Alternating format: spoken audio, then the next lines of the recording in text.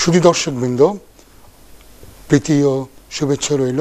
আমন্ত্রণ জানাচ্ছি এনটিভির প্রতি শনিবারের আইন বিষয়ক অনুষ্ঠান আইন ও অধিকারে। আপনাদের সাথে আগামী 1.5 ঘন্টা থাকবো আমি, আবু রেজা। আপনারা জানেন এই অনুষ্ঠানে আমরা ব্রিটেনের বিভিন্ন আইন, বিশেষ করে যে আইনগুলি আমাদের বাংলাদেশি কমিউনিটিকে বেশি এফেক্ট করে, যেমন immigration, asylum, human rights, family, এ সমস্ত বিষয় নিয়ে আমরা কথা বলে থাকি। আপনারাও এই অনুষ্ঠানে আলোচনার সুযোগ নিতে পারেন। আপনাদের কোনো কিছু জানার থাকলে বা কোনো কমেন্ট থাকলে আপনার স্ক্রিনে যে নাম্বারটা দেখছেন এই নাম্বারে রিং করে আমার সাথে কথা বলতে পারেন, এবং আমি আপনাদের কথা শুনে আপনাদেরকে যতটুকু সম্ভব আমি সাহায্য করতে চেষ্টা করি। কিন্তু একটা কথা মনে রাখবেন, যেহেতু আমরা যখন আপনাদেরকে কোনো ব্যাপারে উপদেশ প্রদান করি তখন আমরা কিন্তু কোনো কাগজপত্র দেখতে পারি না। মাত্র 1 মিনিট 1.5 মিনিট কথা শুনে যেটুকু আমরা বুঝতে পারি সেটার উপরে ভিত্তি করে আমরা একটা সমাধান দেই। তো এই জন্য আমাদের এই সমাধানটাকে আপনি কখনো চূড়ান্ত সমাধান বলে মনে করবেন না। অবশ্যই অনেক ভেবেচিন্তে একটা সিদ্ধান্ত নেবেন এবং সম্ভব হলে ভালো কোনো অভিজ্ঞ আইনজীবীর পরামর্শ নেবেন। আমাদের মনে হচ্ছে কোনো একজন কলার যুক্ত হচ্ছেন, দেখি কে আছেন। হ্যালো কলার। হ্যালো, আসসালামু আলাইকুম। ওয়ালাইকুম আসসালাম। ভাই, আমার একটা প্রশ্ন। আমার মেয়ে 7 ইয়ারে লিভ টু রিমেইন ভিসা হয়েছিল 2.5 বছরে। সরি, আমি বুঝলাম না, আপনার 7 ইয়ারে লিভ টু রিমেইন মানে কি? আপনার বাচ্চা আছে 7 বছর ধরে, সেই জন্য আপনাকে ভিসা দিয়েছে, তাই তো? জি জি জি জি জি। তো সে 2বার এক্সটেনশন হয়ে গেছে। সে এখন ধরেন ইউনিভার্সিটিতে যাবে আর কি। এখন ওই যে ইউনিভার্সিটি লিভ টু রিমেইন থাকলে ইউনিভার্সিটি লোনটা পাইতে কি কোনো অসুবিধা আছে, না পাইবে কি না, এটা আর কি একটা প্রশ্ন আর কি আমার। আচ্ছা, আপনার বাচ্চার কি জন্ম হয়েছে এদেশে নাকি এদেশে? না, বাইরে। জি, যেটা সব প্রবলেম হচ্ছে এই, যদি কারো লিমিটেড লিভ থাকে তো ইমিগ্রেশন যদি কোনো লিমিটেড লিভ থাকে তবে এডুকেশন পারপাসে তাকে তারা হোম স্টুডেন্ট হিসেবে গণ্য করে না। সেক্ষেত্রে তারা তাকে ফরেন স্টুডেন্ট হিসেবে গণ্য করে, এবং ইউনিভার্সিটি যদি চায় তবে তাকে অবশ্যই হোম স্টুডেন্টের ফি তাকে চার্জ করতে পারে। না চাইলে তাকে কিন্তু ওই বিদেশি স্টুডেন্টের জন্য যে ফি, সেই ফি তারা চার্জ করতে পারে। আর আপনি যেটা বললেন যে লোন বা সাপোর্ট, এটা ইন্ডিভিজুয়াল, এটা ব্যাংকের ব্যাপার। ব্যাংক যদি মনে করে, আমরা জানি যে অনেক বিদেশি স্টুডেন্টকেও কিন্তু ব্যাংক লোন দেয়। এখন যদি তাকে যারা লোন দেবে সেই স্টুডেন্ট লোন কোম্পানি যদি তাকে মনে করে বিশ্বস্ত, তবে তাকে লোন দিতে পারে। কিন্তু আমরা সাধারণত দেখেছি যারা এদেশে সেটেল তাদের পক্ষে স্টুডেন্ট লোন বা অন্য ফ্যাসিলিটিস পাওয়া সম্ভব, এবং তারাই একমাত্র হোম স্টুডেন্টের রেটে তারা তাদের ইউনিভার্সিটি ফিটা পে করে। কিন্তু আবার আমি আগে বলেছি, ইউনিভার্সিটি চাইলে তাদের এই ফিটা তারা মওকুফ করে এই স্টুডেন্টদেরকেও তারা ইচ্ছা করলে হোম স্টুডেন্টের ফি চার্জ করতে পারে, বাট এটা ডিপেন্ড করবে ইউনিভার্সিটির উপরে। এখানে একটা কথা বলি, এখানে সে একদম যেমন ওই যে একদম প্রথম থেকে পড়ালেখা করতেছে। জি, আমি বুঝতে পেরেছি, কিন্তু সেটা তো ইস্যু না। ইস্যু হচ্ছে যে তাকে তারা হোম স্টুডেন্ট হিসেবে গণ্য করবে নাকি ওভারসিজ। তো যখন কারোর ভিসা থাকে লিমিটেড লিভ, তখন তাদেরকে তারা ওভারসিজ স্টুডেন্ট হিসেবে এডুকেশনের পারপাসে কনসিডার করা হয়, এটাই। কিন্তু আমি আগেই বলেছি যে বিশ্ববিদ্যালয় চাইলে তাকে হোম স্টুডেন্ট হিসেবে গণ্য করতে পারে, এটা বিশ্ববিদ্যালয়ের ব্যাপার। ওকে ভাই, ওকে, আসসালামু আলাইকুম। আসসালাম।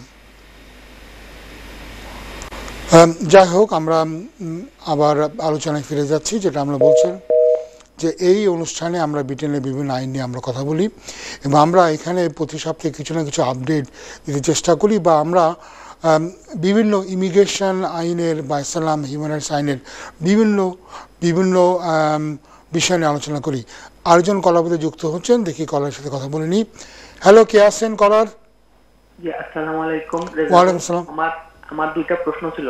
জি ভাইয়া, একটু বলেন, একটু জোরে বলেন আর আস্তে আস্তে বলেন, তাহলে আমি শুনতে পাবো, বুঝতে পারবো। বলেন। আমার প্রশ্নটা হচ্ছে, আমি 2017 সালে ইমিগ্রেশনে ধরা খাওয়ার পরে সাইলাম করি। তারপর ডিটেনশন থেকে আমার সকল আপিল রাইট এক্সহাস্টেড হয়ে যায়। তারপর আর কিছুই করিনি। তারপর 2019 সালে আবার ইমিগ্রেশন রেটে ধরা খাই। তারপর আমার একটা জেনুইন মডার্ন স্লেভারি ইস্যু ছিল, তখন আমি সেটা ক্লেম করি। করার পর পজিটিভ রিজনেবল গ্রাউন্ড ডিসিশন পাই। তারপর তারা আমাকে ছেড়ে দেয়। তারপর এখন পর্যন্ত জানুয়ারির 8 তারিখে আমার 3 বছর হয়ে যাবে পুরোপুরি। কনক্লুসিভ গ্রাউন্ড ডিসিশন আমি এখনো পাচ্ছি না, এর জন্য কি করতে পারি? আপনি তাদের কাছে আপনাকে চিঠি লিখতে হবে। আমরা জানি যে ফাইনাল যে ডিসিশন, যেটা আমরা বলি কনক্লুসিভ যে গ্রাউন্ডের যে ডিসিশনটা, সেটাতে তারা অনেক সময় নিচ্ছে, তো 2-3 বছরও বা তার বেশিও তারা সময় নেয়। আপনি ওদেরকে চিঠি লিখে আপনি জানতে চাইতে পারেন। তো মনে রাখবেন যে এমনকি কনক্লুসিভ গ্রাউন্ডে যদি তারা আপনার পক্ষে ডিসিশন দেয়ও, তাহলেও কিন্তু তারা আপনাকে ডিসক্রিশনারি লিভ দিতে বাধ্য নয়। আপনাকে কারণ দেখাতে হবে, ওই সময় আপনাকে রিপ্রেজেন্টেশন করে বলতে হবে যে কেন আপনাকে আপনার ডিসক্রিশনারি লিভের দরকার। তো যাই হোক আর কি, আপনার প্রথম কাজ হবে ওদের কাছে লেখা এবং লিখে ওদেরকে বলা যে আমি 3 বছর ধরে অপেক্ষা করছি, আমাকে তোমরা একটা ডিসিশন দাও। আমরা জানি যে তাদের অনেক সময় লাগছে এই এনআরএমের এই ডিসিশনগুলো দিতে। আরেকটা ব্যাপার আপনাকে একটু মনে রাখতে হবে যে সরকার, বিশেষ করে বর্তমান সরকার, তারা এই যে স্লেভারি ব্যাপারটা, মডার্ন স্লেভারির ব্যাপারে তারা একটু ডিফারেন্ট পজিশন নিয়েছে।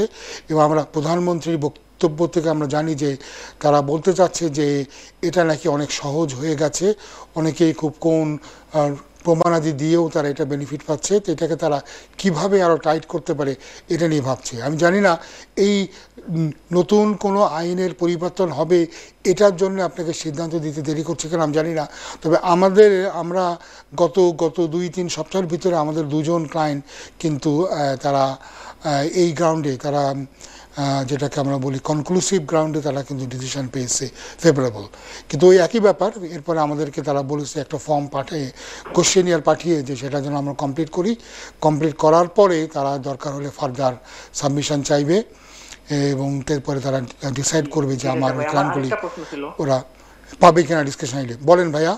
জি, প্রশ্নটা হচ্ছে যে বর্তমানে আমার অ্যাসাইলামের সারকামস্ট্যান্স চেঞ্জ হয়েছে, তো এটার কনক্লুসিভ গ্রাউন্ড ডিসিশনের জন্য ওয়েট করব নাকি আমি ফার্দার সাবমিশনটা করব? আমার মনে হয় যে এটা তাদেরকে আপনি বাই ওয়ে অফ লেটার আপনি তাদেরকে জানিয়ে দেন যে আপনার কি ধরনের আপনার পরিস্থিতি চেঞ্জ হয়েছে, কারণ নইলে তারা বলতে পারে যে আপনি ওয়েট করলেন কেন। এটা আপনি অবশ্যই জানিয়ে দেন তাদেরকে যে আপনার যে সার্কামস্টান্স চেঞ্জ হয়েছে এটা আপনি জানিয়ে দিতে পারেন, তাহলে তারা এটাকে তারা they will take into consideration. সেক্ষেত্রে আরেকটা প্রশ্ন হচ্ছে যে এই 3 বছরের মধ্যে আমি 3বার লিখে চেঞ্জ করেছি এমপির মাধ্যমে এবং আমি হাতে লিখেও তাদেরকে লেটারে চেঞ্জ করেছি, বাট তারা আপনি কি চেঞ্জ করেছেন ভাইয়া? আমি ঠিক বুঝতে পারলাম না। ওই যে আমার এনআরএম এর ডিসিশনের ব্যাপারে আর কি, 3 বছরে 3বার আমি চিঠি পাঠিয়েছি, তারা জেনারিক রিপ্লাই দিয়েছে আমাকে। জি হ্যাঁ, তারা অবশ্যই আপনাকে তারা চিঠি দিলে তারা জবাব দেবে, কিন্তু আমরা জানি যে এনআরএম সময় নেয়, কারণ তাদের ওই ধরনের রিসোর্স নাই যে তারা কুইক একটা রেসপন্স করবে। তো আপনি যে 3 বছর ওয়েট করছেন, আমার কাছে এটা মনে হচ্ছে যে এটা সম্ভব। ধন্যবাদ। ওয়েলকাম ভাইয়া। হ্যালো, পরবর্তী কলার কে আছেন দেখি। হ্যালো কলার। হ্যালো, আসসালামু আলাইকুম। ওয়ালাইকুম আসসালাম, জি বলেন কি করতে পারি আপনার জন্য? হ্যাঁ রাজা ভাই, আসসালামু আলাইকুম। আপনাকে খুব সুন্দর লাগছে, থ্যাংক ইউ। ওয়েলকাম। রাজা ভাই, আসসালামু আলাইকুম। ওয়ালাইকুম আসসালাম, জি আমি শুনছি আপনার কথা, আপনি বলতে পারেন। জি ভাইয়া বলেন, আপনি নিঃসংকোচে বলেন, এখানে কোনো অসুবিধা নাই, বলেন।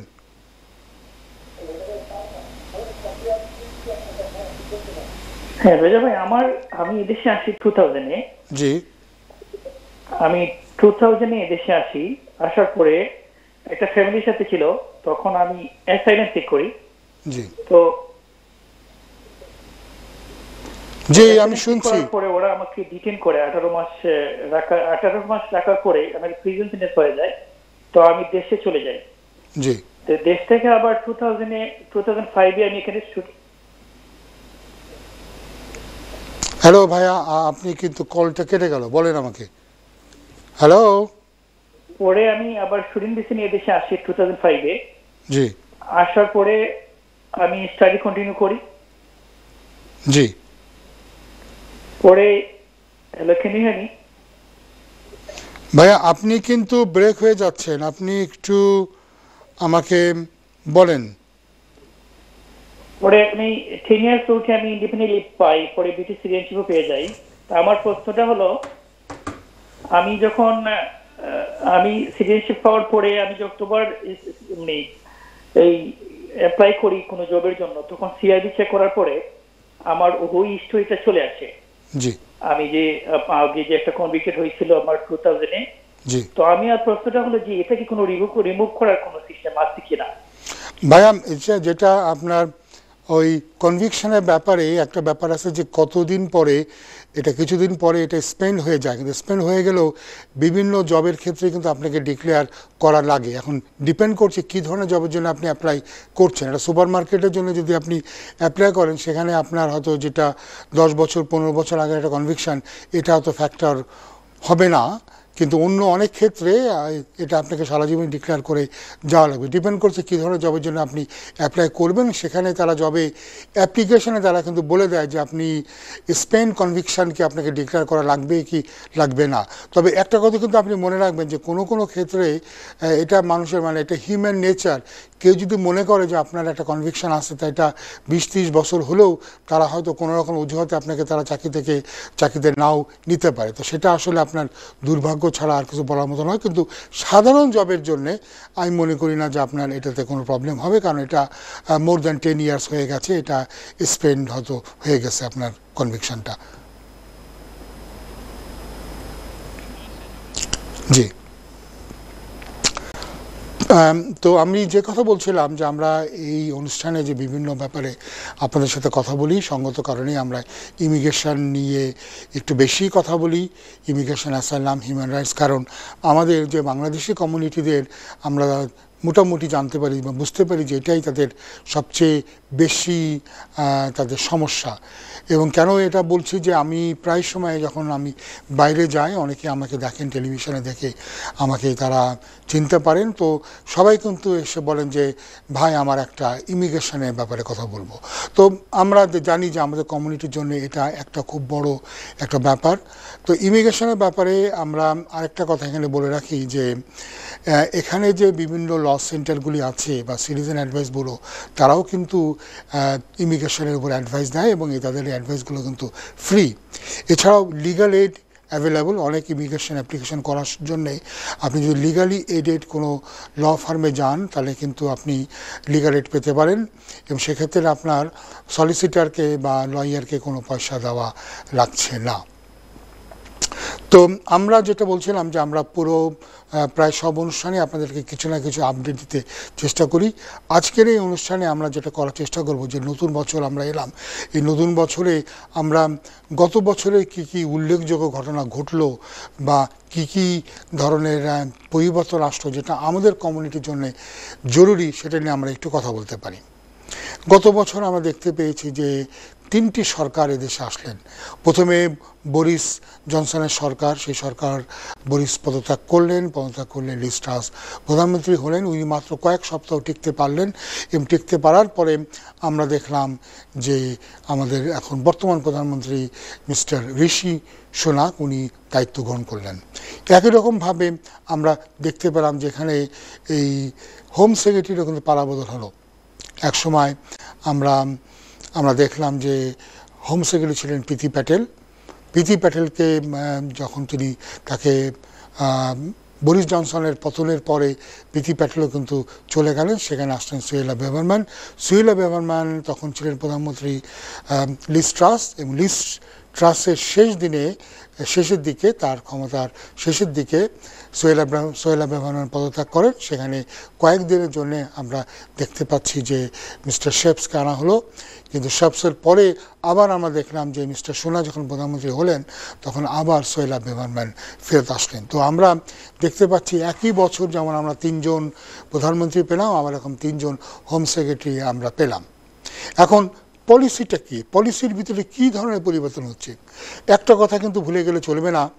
এই যে বর্তমান সরকার, যে রক্ষণশীল যে সরকার, এই সরকার কিন্তু ইমিগ্রেশনকে একটা বড় ইস্যু বানিয়ে তারা ক্ষমতায় আসে 2010-এ। তাদের অভিযোগ ছিল যে শ্রমিক দল টনি বেলারের নেতৃত্বে তারা ইমিগ্রেশনকে খুব সহজ করেছে এবং লক্ষ লক্ষ মানুষকে এই দেশে থাকার অনুমতি দেওয়া হয়েছে। বিশেষ করে যেমন তাদের পলিসি যেটা ছিল, এই যে আমরা যেটাকে বলি লিগাসি পলিসির আন্ডারে, যে অনেক আমাদের ধারণা প্রায় 1,40,000 লোক শুধুমাত্র এই পলিসির অধীনেই তারা থাকার অনুমতি পেয়েছেন। এছাড়াও যে 7 বছরের রুল, 20 বছরের রুল এবং বিভিন্ন, এবং যে 10 বছরের যে রুল, 10 বছর এদেশে লিগালি থাকলে যে অ্যাপ্লিকেশনটা করা যায়, এটাকে কিন্তু টনি ব্লেয়ারই তিনি ইমিগ্রেশনের রুলের ভিতরে আনেন। তার আগে এটা শুধু একমাত্র একটা পলিসি ডকুমেন্ট হিসেবে ছিল, এটাকে ইমিগ্রেশনের রুলের ভিতরে, আইনের ভিতরে কিন্তু আনলেন টনি ব্রাউন। সেখান থেকে আমরা দেখতে পাচ্ছি যে আমাদের এই কমিউনিটির হাজার হাজার ছাত্ররা যারা এদেশে 10 বছর থাকতে পারলেন, মূলত ছাত্ররাই কিন্তু এখান থেকে বেনিফিটটা নিতে পারলেন। হ্যালো, আমাদের মনে একটা কলার আছেন। হ্যালো, জি কলার বলেন। হ্যালো, জি কলার বলেন, শুনছি আপনার কথা। জি আমি তোরা আইনগত একটু জানতাম না। জি একটু বলেন ভাইয়া। আচ্ছা, হ্যালো, আসসালামু আলাইকুম। ওয়ালাইকুম আসসালাম, বলেন ভাইয়া, শুনছি। জি আমি একটা জিনিস জানতাম চাইছিলাম ভাই, যে ওই যে ইউরোপিয়ান যে পি সেটেলমেন্টে পাইয়া দেশে কতদিন গে থাকা যায় ভাই? ভাইয়া আপনি সর্বোচ্চ 6 মাস, 6 মাসের বেশি একসাথে আপনি বাইরে থাকলে আপনার সমস্যা হতে পারে। এক নাগারে 6 মাসের বেশি 1 বছর আপনি থাকবেন না। আশা করি কলার আমার কথা বুঝতে পেরেছেন। জি 6 মাস কি থাকতে পারবেন না? জি। আর কিছু? আচ্ছা, থ্যাংক ইউ। আর একটা জিনিস আমি জানতাম চাইছিলাম, বুঝছেন নি আমার হ্যালো, জি আপনার কথা শুনতে পাচ্ছি, আমার কথা শুনতে পাচ্ছি না? জি পাচ্ছি, আপনি একটু বলেন ভাইয়া। জি আর একটা আমি জিনিস জানতাম চাইছিলাম, আর আমার আম্মা একটা জিনিস জানতে চাইছেন যে উনার আব্বা উনারা ফ্যামিলি আইতে সময় আমরা জি আতি একজন আদি উনার ফ্যামিলির হিসাবে ওখানে আইছেন। আর উনির আম্মা আব্বা না আরি, বা ওনার আব্বা আম্মারে আম্মা বলি এদিকে আইছে। তো উনি এখন উনার সাথে আর একটু প্রবলেম করতেছে। তো উনি বলতেছে যদি এখন হোম অফিসে জানাইয়া দে উনি যে উনির ফ্যামিলির নাই, ওনার আব্বা আম্মারে আব্বাটাকে এদিকে আইছে, তো ওইটার ব্যাপারে কি হবে এটা একটু বলতে পারবেন কি? ভাইয়া আমি আসলে ঠিক কথাটা বুঝতে পারলাম। আপনি বলেন আপনার আত্মীয়, তাই তো? আপনি কার জন্য অ্যাডভাইসটা চাচ্ছেন একটু বলবেন কি? মনে হচ্ছে আমি কলারকে। জি আপনি একটু বলবেন আপনি কার জন্য অ্যাডভাইসটা চাচ্ছেন? অ্যাডভাইসটা চাইছি আর আমার আম্মা জানতে চাইছে আর উনার বাবা যখন লন্ডন আসে আর উনার আপনার আম্মার বাবা মানে আপনার নানা, আপনার নানা কি এখন? আমার নানা যখন লন্ডন আইছে তখন উনার এক বাতিজারে আর উনার ছেলে বানাইয়া ওই দেশে আনছে, লন্ডন আনছে আর জি জি নানা। জি জি আপনার নানা একজনকে তার ছেলে বানিয়ে দেশ নিয়ে আসছে।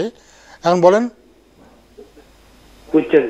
জি। তো উনি এখন আর বাংলাদেশে খুব প্রবলেম করতেছে আর উনার ফ্যামিলির সাথে আর আমাদের সাথে আর। দেখেন, প্রথমত কাউকে সন্তান বলে এদেশে নিয়ে আসা যে তার সন্তান নয়, এটা কিন্তু একটা আইনত দণ্ডনীয় একটা অপরাধ। তো এই ধরনের কোনো কাজই তো আমরা সমর্থন করি না। আর এটা যদি হোম অফিস জানতে পারে তাহলে ওই যে ভদ্রলোক যিনি এখানে আসলেন বা অন্যের সন্তানের পরিচয় দিয়ে, ওই ভদ্রলোকের কিন্তু সিটিজেনশিপটা বাতিল হয়ে যাবে। জি জি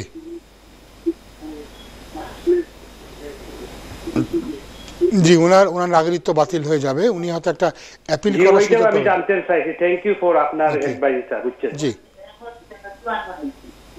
বুঝছেন? জি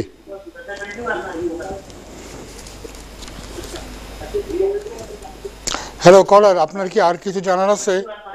না উনি কিন্তু 71 এই দেশে আইছে আর আমার নানার সাথে। জি জি আমি বুঝতে পেরেছি। না থ্যাংক ইউ ভাইয়া, নো প্রবলেম।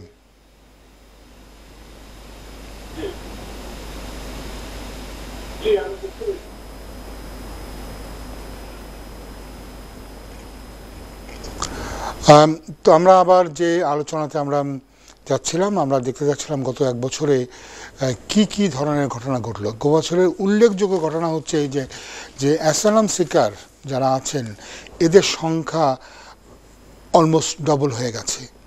যেখানে একটা ইয়েতে বলা হচ্ছে যে এর আগের বছর এই সময়ে 84,000 অ্যাপ্লিকেশন পেন্ডিং ছিল, এখন গত বছর সেপ্টেম্বর এই সংখ্যা গিয়ে দাঁড়িয়েছে 1,43,000।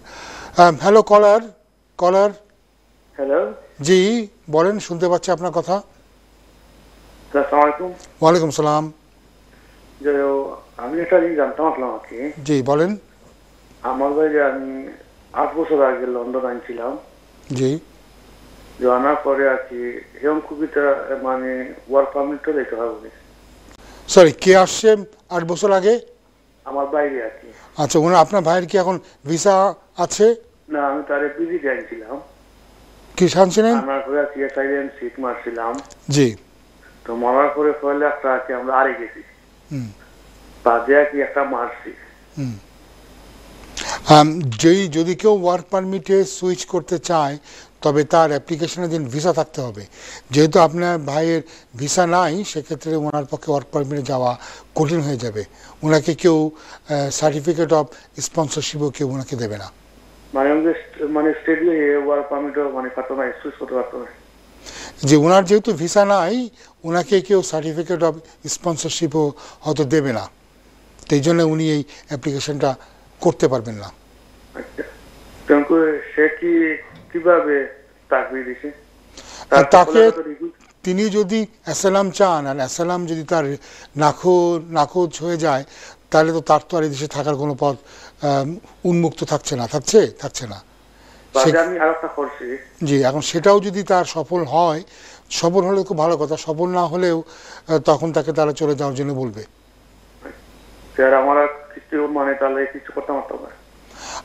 আসলে তো এরকম তো কিছু নয় যে আপনি এদেশে আসবেন, এসেই বলবেন এদেশে আমি থাকতে চাই, আমি দেশে ফেরত যেতে চাই না। এ ধরনের আসলে কোনো মেকানিজম এদেশে কেন, পৃথিবীর কোনো দেশেই নাই। যে দেশে কি থাকতে চাইবেন, সে দেশে যে থাকার যে আইনগুলি আছে সেই আইনগুলির মধ্যে আপনাকে পড়তে হবে। এবং যেহেতু ওনার যদি দেশে জীবনের নিরাপত্তার হুমকি থেকে থাকে, তবে উনি অ্যাসালাম চাইতে পারেন। আপনি বললেন উনি অ্যাসালাম চেয়েছিলেন, তারা এটাকে প্রত্যাখ্যান করেছে। তার মানে তারা বিশ্বাস করে না যে আপনার ভাইয়ের দেশে গেলে কোনো সমস্যা হবে। পলিটিক্যাল অ্যাসাইলাম আসছিলাম, মারার পরে আমি ফলাটা মানে নাকচ হইছে। জি। বাদে আমি আরেকটাকে মারছি আর কি, বা তোলা হইছে আর কি। জি, যেটা আমি বললাম যে উনি যে পলিটিক্যাল প্রবলেমের কথা বলেছেন, হোম অফিস তারা এইভাবে সিদ্ধান্ত নিয়েছে যে উনার আসলে দেশে গেলে কোনো রাজনৈতিক সমস্যা থাকলেও উনার কোনো সমস্যা হবে না, উনি ঠিকই নিরাপদে চলাফেরা করতে পারবেন। সেই কারণেই তার অ্যাসালামটা প্রত্যাখ্যান হয়েছে। আর সে যদি এখন যদি স্টুডেন্ট কোন মেয়ে বিয়ে করে, তাহলে তার লাভ হবে? ভাইয়া, আমি একটা কথা প্রায় বলি যে একটা অন্ধ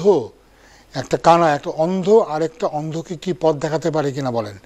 যে স্টুডেন্ট, তার এদেশে নিজেরই কিন্তু থাকার কোনো ব্যবস্থা নাই, তা সে কি করে আরেকজনকে দেশে সে সেটেল করাবে? স্টুডেন্টেরও তো পড়াশোনা শেষ হয়ে গেলে তাকে দেশে চলে যাওয়া লাগবে। এখন কি যদি স্টুডেন্ট যদি তাকে বিয়ে করে এবং কোনো অ্যাপ্লিকেশন যদি করতেও হয়, সেই অ্যাপ্লিকেশনটা কিন্তু করতে হবে আউটসাইড দ্য রুল, ইমিগ্রেশনের রুলের বাইরে। কম্প্যাশনেট, কম্পেলিং এক্সেপশন, কোনো ব্যতিক্রমধর্মী কোনো ঘটনা দেখায় তাকে অ্যাপ্লিকেশন করতে হবে। সেটা চাইলে হিউম্যান রাইটস অ্যাপ্লিকেশন, আপনি জানেন যে যদি কোনো মারাত্মক কোনো গ্রাউন্ড থাকে, বিশেষ কোনো কারণ থেকে থাকে, যেটাকে আমরা বলি মানবতার কোনো কারণ আছে, একটা মানবিক কারণে তারা অনেকে ভিসা দিতে পারে, কিন্তু স্বাভাবিক আইনে আপনার ভাইয়ের ভিসা পাওয়ার কথা নয়। শুধু দর্শকবৃন্দ, আমরা কথা বলছিলাম, বেশ কতগুলো ইন্টারেস্টিং প্রশ্নের জবাব দিচ্ছিলাম। এখন একটা বিজ্ঞাপন বিরতির সময় হয়েছে, তো ফিরে যাচ্ছি আবার অনুষ্ঠানে। আমরা কথা বলছিলাম গত বছরে ব্রিটেনে আইনে কি ধরনের পরিবর্তন হয়েছে, সেগুলোর একটা সামারি দিতে চেষ্টা করছিলাম। আমরা বলেছি যে গত বছর আমরা দেখতে পেয়েছি যে অ্যাসালাম সিকারদের সংখ্যা অনেক বেড়ে গেছে, প্রায় দ্বিগুণ হয়েছে। এবং আমরা দেখতে পেয়েছি যে ইংলিশ চ্যানেল পাড়ি দিয়ে নৌকায় করে বহু অভিযাত্রীরা এই দেশে এসেছেন, প্রবাসীরা। একটা এস্টিমেটে বলছে যে গত বছরে 40,000-এর মতো লোক ইংলিশ চ্যানেল পাড়ি দিয়ে এখানে এসেছে। এবং চ্যানেল পাড়ি দেওয়া বন্ধ করার জন্যে বর্তমান সরকার অত্যন্ত সচেতন। তারা তাদের ফ্রেঞ্চ কাউন্টার পার্টির সাথে কথা বলেছে এবং তারা দেখবে কিভাবে এইভাবে এই বোটের যারা আসবে তাদেরকে বন্ধ করানো যায়। তো এই সংক্রান্ত যে সমস্ত আইনকানুন আমরা দেখতে পেয়েছি, সেখানে আমরা দেখতে পাচ্ছি যে বর্তমান সরকার তারা একটু তাড়াতাড়ি করে ডিসিশন দেওয়ার সিদ্ধান্ত নিয়েছেন এবং আমরা এই অনুষ্ঠানে আগেও বলেছি যে খোদ প্রধানমন্ত্রী মিস্টার সুনাক তিনি নিজেই এই ইমিগ্রেশনের ব্যাপারটা তদারক করছেন এবং উনি কথা দিয়েছেন যে 2023 সালের শেষের ভিতরে উনি পরিস্থিতিকে নিয়ন্ত্রণ করে ফেলবেন। এখন যেহেতু উনি এটা একটা প্রতিশ্রুতি দিয়েছেন আমাদেরকে এটা খুব সিরিয়াসলি নিতে হবে। কেন নিতে হবে? কারণ এটা তার জন্যে একটা রাজনৈতিক একটা জুয়া খেলার মতো। উনি যদি ঠিকই এই বছরের শেষের মধ্যে এই ব্যাকলগটাকে একটু নিয়ন্ত্রণ করতে না পারেন তবে উনি ব্যাপক সমালোচনার মুখোমুখি হবেন। সে লক্ষ্যে আমরা দেখতে পাচ্ছি যে আগে যেখানে 600 কর্মচারী কাজ করতেন এই অ্যাসালামের ডিসিশনের ক্ষেত্রে সেখানে এখন এটাকে 1200 করা হয়েছে এবং শিগগিরই এটাকে 2400 করা হবে। তো এই যে একটা বিশাল স্টাফ, যে বিশাল কর্মচারীদের যে সমাহার হবে এটা কিন্তু মেনটেন করা, এদেরকে ট্রেন আপ করা, এদেরকে সুপারভাইজ করা, ম্যানেজ করা কিন্তু আরেকটা বিশাল টাস্ক। এটা করতেও কিন্তু হোম অফিসের বিশাল সময় নষ্ট হয়ে যাবে। তো গত বছর আমরা দেখেছি যে 600 স্টাফকে দিয়ে মাত্র 4% অ্যাসালাম কেসের সিদ্ধান্ত তারা দিতে পেরেছে। এবছর যদি আমরা ঠিক একই অঙ্ক হিসেব করি, আগে 600 এখন 2400, তো 2400 দিলে ওই 4% হয়তো 4 গুণ বেড়ে 16% হবে। তাতেও কি সমস্যার সমাধান হবে? আমরা জানি না, যে সরকার ভাবছে যে এটা সম্ভব। এখানে আরেকটা কথা মনে রাখতে হবে যে সরকার কিন্তু এই রুয়ান্ডাতে পাঠানোর ব্যাপারে বদ্ধপরিকর এবং সাম্প্রতিককালে আমরা যেটা বলেছি এই অনুষ্ঠানের মাধ্যমে যে হাইকোর্টে সরকার এই ব্যাপারে তাদের ওই চ্যালেঞ্জটাকে তারা কিন্তু জয়লাভ করেছে। হাইকোর্ট বলে দিয়েছে যে রুয়ান্ডাতে পাঠানোটা এটা কোনোভাবেই এই সরকারের যে প্রতিশ্রুতি আছে বা তাদের যে অব্লিগেশন আছে রিফিউজি কনভেনশনের অধীনে সেটার কিন্তু বরখেলাপ হবে না এবং এটা কিন্তু আনলফুল নয়। কিন্তু এখানেই এই ঘটনা শেষ হয়ে যাচ্ছে না। আমরা জানি যে এটাকে আরও সামনে নেওয়া হবে, কোর্ট অফ অ্যাপিলে চ্যালেঞ্জ হবে। কোর্ট অফ অ্যাপিল যদি কোনো পজিটিভ ডিসিশন না দেয় তাহলে কিন্তু আবার তারা বদ্ধপরিকর যে তারা সুপ্রিম কোর্টে অ্যাপিল করবে। আর মনে রাখতে হবে যে রুয়ান্ডাতে পাঠানোর ব্যাপারে ইউরোপিয়ান কোর্ট অফ হিউম্যান রাইটসের ইন্টারিম মেজার আছে। ইন্টারিম মেজার এক ধরনের ইনজাংশন, তাকে নিষেধাজ্ঞা দিয়ে বলা হয়েছে যে ব্রিটেনের সর্বোচ্চ আদালতে এ সংক্রান্ত রায় হওয়ার 2 সপ্তাহ আগে, রায় হওয়ার 2 সপ্তাহ পর পর্যন্ত এই রুয়ান্ডার ফ্লাইটটা চালু করা যাবে না। সরকার যেভাবে কথা বলছে তো মনে হচ্ছে যে খুব শীঘ্র হয়তো আগামীকালই বা পরশুই হয়তো এই রুয়ান্ডা ফ্লাইটটা চালু হবে। রুয়ান্ডা ছাড়াও আমরা বলেছি যে আরও কয়েকটা দেশের সাথে তাদের আলোচনা চলছে এবং সেই দেশগুলোর মধ্যে আছে নাইজেরিয়া, ঘানা, মরক্কো, এমনকি পাকিস্তান, আলবেনিয়া নিয়েও কিন্তু কথাবার্তা চলছে। আলবেনিয়া সরকারের সাথে বর্তমান সরকারের একটা মেমোরান্ডাম হয়েছে, একটা আন্ডারস্ট্যান্ডিং হয়েছে। সেই আন্ডারস্ট্যান্ডিংয়ে আলবেনিয়া সরকার খুব তাড়াতাড়ি তাদের নাগরিকদেরকে ফেরত নিয়ে যাবেন বলে প্রতিশ্রুতি দিয়েছে। তাই যদি হয় তবে আমরা যেটা দেখতে পাবো যে অনেক আলবেনিয়ান অ্যাসালাম সিকারদের কেস কিন্তু হোম অফিসকে নিষ্পত্তি করতেই হবে না, তারা খুব সহজেই আলবেনিয়ানদেরকে ধরে এদেশ থেকে পাঠিয়ে দিতে পারবে। আলবেনিয়ার প্রধানমন্ত্রী নিজেই কিন্তু প্রতিশ্রুতি দিয়েছেন যে তার দেশে এরকম কোনো সমস্যা হচ্ছে না যার জন্যে তার দেশের মানুষকে বিদেশে গিয়ে অ্যাসালাম চাইতে হবে। গত বছরের আরও উল্লেখযোগ্য ঘটনাগুলির মধ্যে আছে যে সরকারের যে পরিকল্পনা যে যারা 28শে মের পরে ক্লেম করবে, 28শে মের পরে যারা ক্লেম করবে তাদেরকে তারা কিন্তু ওই গ্রুপ 2তে ফেলতে পারে। এই মুহূর্তে তারা সমস্ত অ্যাসালাম সিকারদেরকে 2টো গ্রুপে ভাগ করেছে, গ্রুপ 1, গ্রুপ 2।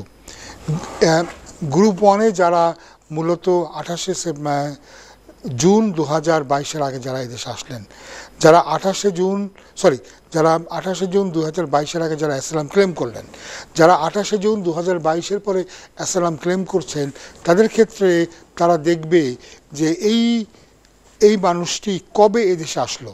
যদি কেউ 28শে জুনের আগে এদেশে এসে থাকে এবং তার অ্যাসালাম ক্লেম না করার মতো কোনো কারণ থেকে থাকে সেক্ষেত্রে তাকে তারা হয়তো গ্রুপ 1-এ রাখবে। আর যদি তারা মনে করে তার এই দেরি করার কারণ বা ইউরোপের অন্যান্য দেশ থেকে তিনি অন্যান্য দেশ পাড়ি দিয়ে তিনি দেশে আসলেন, ওইসব দেশে তিনি অ্যাসালাম ক্লেম করেননি, সেক্ষেত্রে কিন্তু তারা তাকে গ্রুপ 2-তে ফেলে দেবে। পার্থক্য হচ্ছে গ্রুপ 1 আর গ্রুপ 2-র মধ্যে এই যে গ্রুপ 1-এ যারা পড়বেন গ্রুপ 1-এ যারা পড়বেন তারা 5 বছরের রিফিউজি লিভ পাবেন এবং তারপরে তারা সেটেলমেন্টে যেতে পারবেন, ফ্যামিলি ইউনিয়ন যে পলিসি তারা ভোগ করতে পারবেন। কিন্তু যারা এই গ্রুপ 2-তে পড়বেন তারা কিন্তু 5 বছরের ভিসা পাবেন না, তাদেরকে 2.5 বছর করে ভিসা দেওয়া হবে এবং 10 বছর দেশে থাকার পরেই তারা স্বাভাবিক নিয়মে, যেটা বর্তমান আইন আছে যে লং রেসিডেন্স, সেই লং রেসিডেন্স আইন অনুযায়ী তাদেরকে ইংলিশ ল্যাঙ্গুয়েজ টেস্ট দিয়ে, লাইফ ইন ইউকে দিয়ে এবং ফি দিয়ে তাদেরকে ভিসাটা বাড়াতে হবে। তো এই জন্যে আপনি কখন অ্যাসাইলাম ক্লেম করলেন এবং কেন দেরিতে ক্লেম করলেন তার একটা প্লজিবল, বিশ্বাসযোগ্য কোনো ব্যাখ্যা না দিতে পারলে আপনার ক্লেমটা কিন্তু গ্রুপ 2-তে পড়ে যেতে পারে। গত বছরে আবার আমরা দেখতে পেয়েছি যে প্রধানমন্ত্রী মিস্টার সুনাক বলেছেন যে কেউ যদি এদেশে অবৈধভাবে ঢুকে অ্যাসাইলাম ক্লেম করে তাহলে তাকে কোনোভাবেই এদেশে সেটেল করতে দেওয়া যাবে না। তার মানে তিনি যদি দীর্ঘদিন এদেশে থাকেনও, তিনি যদি অ্যাসাইলাম পানও, তবুও তাকে কিন্তু উনি সেটেলমেন্ট, এদেশে কোনোভাবে সেটেলমেন্ট উনি কিন্তু দেবেন না। এবং আরেকটা ব্যাপার এখানে মনে রাখতে হবে, যারা এদেশে অবৈধভাবে এসেছেন তাদেরকে যদি এদেশে পাঠিয়ে দেওয়া হয় তাহলে বর্তমান সরকারের পলিসি অনুযায়ী তারা আর এদেশে কখনো ফিরে আসতে পারবে না, কোনো ভিসাতেই তারা এদেশে আর ফিরে আসতে পারবে না। আমরা মোটামুটি এইটাই আমরা যেটা বলতে চাচ্ছিলাম যে অ্যাসাইলামের ক্ষেত্রে এই পরিবর্তনের সাথে আরও জড়িত আছে যে যারা ওরকম সাগর পাড়ি দিয়ে এদেশে আসবেন, বিভিন্ন দেশের ভিতর থেকে হোম অফিস চাইলে তাদের অ্যাসাইলাম ক্লেম কিন্তু অ্যাডমিট নাও করতে পারে, বলতে পারে না আমরা তোমার অ্যাসাইলাম ক্লেম গ্রহণও করব না, এটাও কিন্তু সরকার করতে পারে। আচ্ছা, এইটার সাথে আরও যেটা জড়িত আছে সেটা হচ্ছে এই, যদি আপনি অবৈধভাবে এদেশে প্রবেশ করেন, মিস্টার সুনাক পার্লামেন্টের তার বক্তৃতায় তিনি পরিষ্কারভাবে বলেছেন যারা অবৈধভাবে এদেশে প্রবেশ করবে এবং অ্যাসাইলাম চাইবে এদেরকে উনি সরাসরি একটা ডিটেনশন সেন্টারে পাঠাবে এবং বর্তমানে যে ডিটেনশন সেন্টারের ক্যাপাসিটি হচ্ছে মাত্র কয়েক হাজার, সেগুলো বাড়ানোর জন্যে উনি 10,000 ক্ষমতা সম্পন্ন ডিটেনশন সেন্টার তৈরি করার পরিকল্পনা করেছেন এবং অনেক ক্ষেত্রে হলিডে পার্ক এবং পরিত্যক্ত মিলিটারি ব্যারাক বা অন্য যে কোনো অ্যাকোমোডেশন তারা কিন্তু ব্যবহার করবে। ফলে কী হবে, যারা এদেশে এসে অ্যাসাইলাম চাইবে, যারা ইউরোপের বিভিন্ন দেশ এদেশে আসলো, তাদেরকে কিন্তু সরকার চাইলে তাদের এই অ্যাসাইলাম ক্লেমটাকে রিফিউজ করে অনির্দিষ্টকালের জন্য ডিটেনশন সেন্টারে ফেলে রাখতে পারে। আরেকটা আপডেট এখানে আমরা দিয়ে আমরা মোটামুটি অন্য আলোচনায় চলে যাব, সেটা হচ্ছে যে এই যে অনেকে মিথ্যা তথ্য দিয়ে এদেশে ইমিগ্রেশন পান, পরবর্তীকালে সেটেলমেন্ট পান এবং তারপর নাগরিকত্ব পান, এটা কি এখানে শেষ? উত্তর হচ্ছে না। যদি কোনো দিন এটা জানাজানি হয় যে কোনো ফ্রডের মাধ্যমে, কোনো জালিয়াতির মাধ্যমে, জোচ্চুরির মাধ্যমে, এমনকি মিথ্যা কথা বলার মাধ্যমে, যে মিথ্যা কথা বলার জন্য ম্যাটেরিয়াল অ্যাডভান্টেজ পাওয়া গেছে, এরকম সমস্ত কথাবার্তার কারণেও আপনার শাস্তি হতে পারে। তো এই ধরনের ক্ষেত্রে যেটা হবে যে আপনি যদি ব্রিটিশ নাগরিক হয়েও যান, আপনার নাগরিকত্ব তারা কিন্তু কেড়ে নিতে পারে এবং কেড়ে নিয়ে আপনাকে হয়তো একটা অ্যাপিলের রাইট দেবে। এখানে অ্যাপিলগুলো কিন্তু জয়ী হওয়া খুব কঠিন। এখানে একটা কেসে যে কথাটা বলা হয়েছে যে আপনার যদি অন্য ফ্যামিলি থেকে থাকে, ধরেন আপনি হয়তো জালিয়াতি করে এদেশে 10 বছর একটা পাসপোর্ট নিয়ে এলেন, কিন্তু আপনার সন্তান যদি এদেশ থেকে থাকে, স্ত্রী যদি এদেশে থেকে থাকে, তো সেক্ষেত্রে কিন্তু এই পুরা সিচুয়েশনটাকে তারা ভালো করে দেখবে।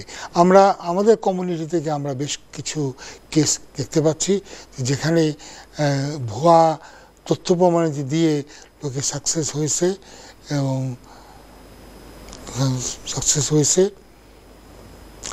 কিন্তু পরবর্তীকালে তারা যখন ধরা পড়েছে সেক্ষেত্রে কিন্তু শাস্তির বিধান আছে। আমরা এটাও জানি যে একজন ভদ্রলোক তিনি নিজেকে সমকামী হিসাবে তিনি ঘোষণা করেন এবং তিনি অ্যাসাইলাম পান এবং অ্যাসাইলাম পাওয়ার পরে পরবর্তীকালে তিনি বিয়ে করার চেষ্টা করেন। অবশ্যই তিনি একজন নারীকে বিয়ে করতে চান। এটা জানাজানি হলে তার যে শুধুমাত্র অ্যাসাইলামটাই তারা কেড়ে নিয়েছে তাই নয়, তাকে তারা জেল দণ্ড দিয়ে তারা পাঠিয়ে দিয়েছে। আমরা যে কেসটা নিয়ে আজকে কথা বলছিলাম, এই কেসটা একটি কেস যিনি একজন ভদ্রলোক, তিনি আলবেনিয়ান কিন্তু নিজেকে কসোভান বলে পরিচয় দিয়েছিলেন এবং এই কসবা হিসাবে উনি অ্যাসাইলাম পান, পরবর্তীকালে সেটেলমেন্ট থেকে উনি নাগরিকত্ব পান, তার কিন্তু নাগরিকত্ব কেড়ে নেওয়া হয়েছে। আমাকে বলা হচ্ছে একজন কলার যোগ দিতে চাচ্ছেন আমাদের সাথে। হ্যালো কলার, কে আছেন? আসসালামু আলাইকুম। ওয়ালাইকুম আসসালাম। ভালো আছেন? জি আমি ভালো আছি, আপনি ভালো? আলহামদুলিল্লাহ আছি ভালো। জি আচ্ছা, আমার একটা কোশ্চেন ছিল। জি বলেন। আমার বোনের, সে এখন ওই ওয়ার্ক পারমিটে আছে, স্কিল ওয়ার্কারে। জি এখন সে তার একটা বাচ্চাকে মানে ডিপেন্ডেন্ট হিসাবে অ্যাড করতে চাইতেছে। আগে করে নাই, সে তার মূল অ্যাপ্লিকেশনের সময় ওই সময় করে নাই, একটু মানে টাকা পয়সারও একটু ইয়ে ছিল, এখন করতে চাইতেছে। বাচ্চার বয়স হইল 1.5 বছর, 18 মাস। বাচ্চা কোথায় জন্ম বাচ্চা? জি। এখন আমরা চাইছিলাম ওই নিজে একটু অ্যাপ্লিকেশন ফর্ম ফিল আপ করার জন্য অ্যাপ্লিকেশন। এখন এখানে দেখতেছি যে বাচ্চার কারেন্ট স্ট্যাটাস চাইতেছে তারা। এখন এখানে তো কোনোটাই তার সাথে মিলে না, যেই লিস্ট আছে অ্যাপ্লিকেশনে। এখানে স্টার্টআপ একটা আছে, স্টার্টআপটা কি? এটা কি? না না, স্টার্টআপ হচ্ছে এটা একটা বিজনেস, এটা একটা বিজনেস অ্যাপ্লিকেশন। এটাতে উনি আপনার যে ভাগ্নি বা ভাগ্নে, উনি কিন্তু স্টার্টআপের মধ্যে উনি পড়েন না, এটা একটা বিজনেস অ্যাপ্লিকেশন। এখানে কি দিব ওর ক্ষেত্রে? এটা কি হবে? দেখেন ওখানে আপনার কি আছে বলেন আপনি আমাকে। এখানে আছে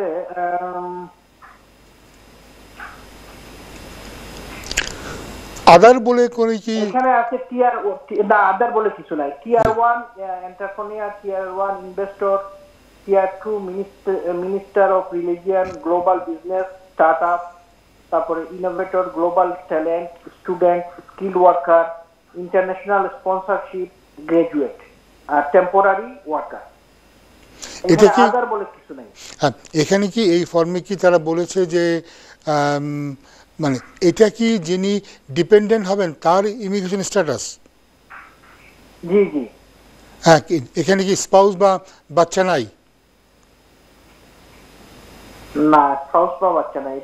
এটা তো ডিপেন্ডেন্টের অ্যাপ্লিকেশন আমি করছি। জি, এই যে ডিপেন্ডেন্টই তো হবে, স্পাউস কিংবা বাচ্চা।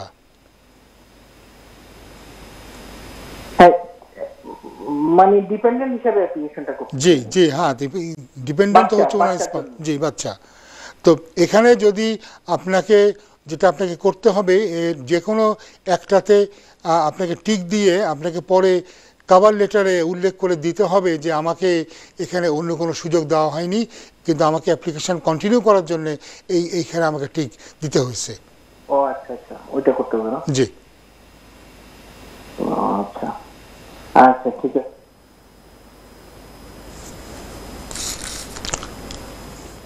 তো দর্শক, আমি যেটা বলছিলাম যে আপনি যদি এরকম কোনো মিসরিপ্রেজেন্টেশন হয়ে থাকে, সেই মিসরিপ্রেজেন্টেশনের কারণে কিন্তু এই সিটিজেনশিপ কেড়ে নিতে পারে।